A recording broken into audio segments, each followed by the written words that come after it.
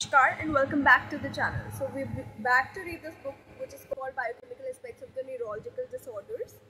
Biochemical Aspects of Neurological Disorders. It was first published in 1959 and it contains lectures given in 1957 and 1958 at the Institute of Neurology, National Hospital, Queen Square.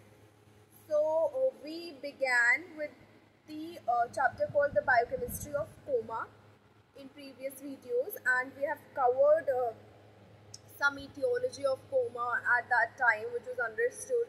We have covered diabetic coma, we have covered uremia in the previous videos, and we come to the next topic called hepatic coma in this video. तो author इसको introduce करते हैं ये कहकर कि बहुत सालों तक जो है हेपेटिक कोमा बहुत ज़्यादा ऑब्सक्योर रहा, उसके बारे में ज़्यादा किसी को कुछ पता नहीं था, लेकिन इस सब्जेक्ट में और इस डिपार्टमेंट जो इम्पोर्टेंट कॉन्ट्रीब्यूशंस किए वो 1957 और 58 से पहले कुछ लास्ट फ्यू ईयर्स में पर्टिकुलरली डॉक्टर शीला शेरलॉक ने किए थे और उनके कलीग्स ने इन दिस कंट्री यानी यूके में, और साथ में डेविडसन एंड अदर्स ने किए थे यूनाइटेड स्टेट्स में। मेन न्यू प्रिंसिपल एक डिस्कवर हुआ था इन सारी खोजों के बाद, और जिसका कहना था कि connection between the grade of coma and blood ammonium level जो है बहुत मैटर करता है, और उसको बताने के लिए ऑथर ने यहाँ पे एक टेबल भी पब्लिश की है अटैच। तो जो इस चैप्टर के ऑथर हैं मिस्टर NF मैकलेगन, उन्होंने ये जो टेबल पब्लिश की है इसमें various grades of coma grade किया है और अमोनियम नाइट्रोजन माइक्रोग्राम पर ml ऑफ ब्लड के बेसिस पे, और इन्होंने ये बताया है कि हो सकता है अमोनिया के लेवल्स जो है डिफरेंट न्यूरोलॉजिकल ग्रेड्स में ओवरलैप कर रहे हो, लेकिन एक स्ट्राइकिंग जो है कोरिलेशन देखा गया जिसमें सजेस्ट किया कि कुछ तो इंटीमेट जो रिलेशन है between coma and ammonium metabolism. तो इसके अकॉर्डिंग टेबल के अकॉर्डिंग अमोनियम नाइट्रोजन जो है 3 माइक्रोग्राम पर मिलीलीटर ऑफ ब्लड से तक रहता है तो वो 0 ग्रेड किया जाता है और उसमें कोई न्यूरोलॉजिकल डिसेबिलिटी नहीं देखी जा सकती। 3 से वो राइज होता है और 3 और 4 के बीच में रहता है तो ग्रेड 1 किया जाता है, और इसमें minor disorder of consciousness and the motor system होने लगता है। उसके बाद 4 तक पहुंच जाता है तब ग्रेड किया जाता है ग्रेड 2, जिसमें gross disorder of consciousness and the motor system देखा जाता है। उसके बाद 4 से और ज़्यादा और 5 से भी ज़्यादा चला जाता है तो फिर थर्ड स्टेट में चला जाता है जिसमें पेशेंट जो है कोमाटोज हो जाता है, कोमा से सफ़र करता है। और ये पिक्चर उन्होंने ली थी फ्रॉम फियर, शेरलॉक एंड समरस्किल की पब्लिकेशन से।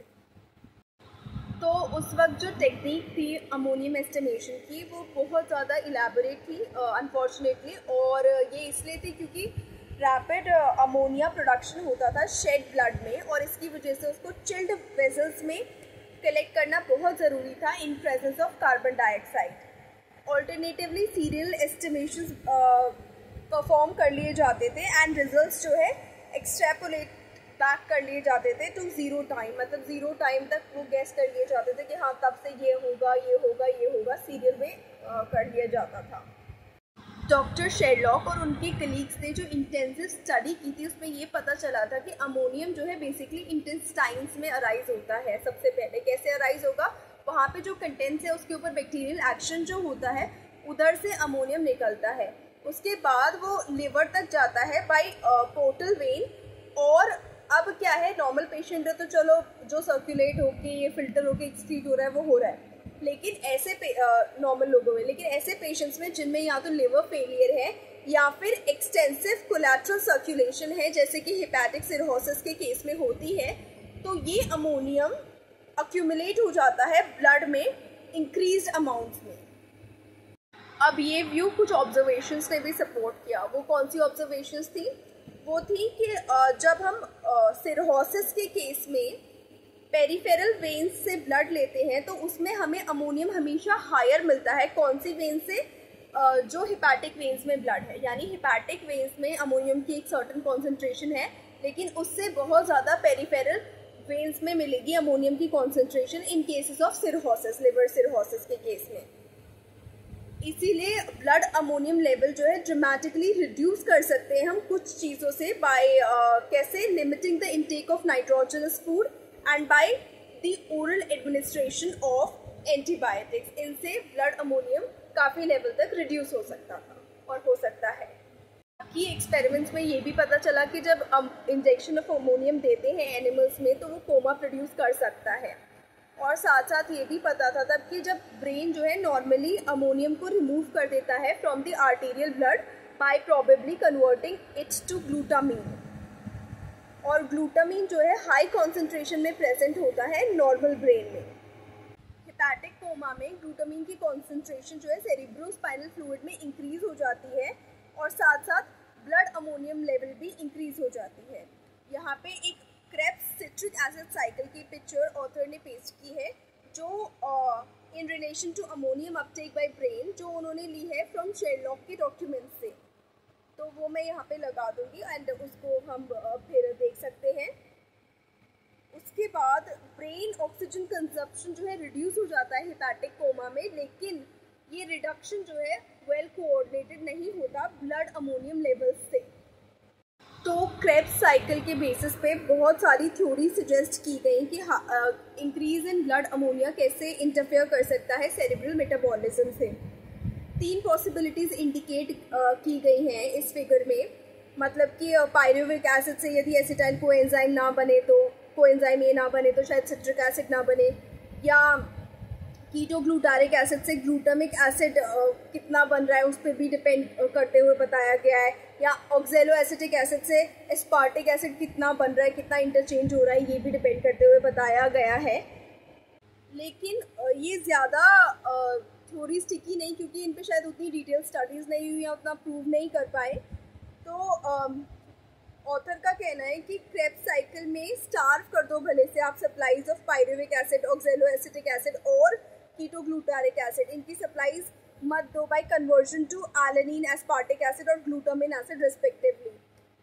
लेकिन ये पॉसिबिलिटी जो है प्रैक्टिकली रूल आउट हो गई, क्योंकि ये ऑब्जर्व किया गया कि concentration of the keto acids in blood in hepatic coma जो है इंक्रीज हो जाते हैं रादर देन बीइंग डिमिनिश्ड, वो इंक्रीज हो जाते हैं। उस समय पे कुछ लोगों द्वारा ये क्लेम किया गया कि ग्लूटामिक एसिड थेरेपी से बहुत सारे पेशेंट्स में रिलीफ मिला है, लेकिन जैसे जैसे समय निकलता गया ये क्लेम ज़्यादातर सस्टेन नहीं हुआ, क्योंकि ऐसा ज़्यादातर पेशेंट्स में नहीं पाया गया। इसीलिए ऐसा ऑथर का कहना था कि उस समय बहुत डार्क में थे in concern with hepatic coma कि इसका ट्रीटमेंट कैसे करें और क्या वजह हो सकती है एग्जैक्टली इसके होने की। So that's it for the topic covered here. Hepatic coma में इतना ही दिया हुआ था इन्होंने। नेक्स्ट इन्होंने दिया हुआ है एनोक्सिया, हाइपोग्लाइसीमिया एंड ड्रग्स, इनकी वजह से होने वाले कोमा के बारे में इंट्रोड्यूस किया हुआ है, जो हम नेक्स्ट वीडियो में कवर करेंगे। सो thank you so much for staying on this channel. Please like the video, share the video and subscribe to the channel, and do not forget to mention your opinions in the comment section. Thank you so much.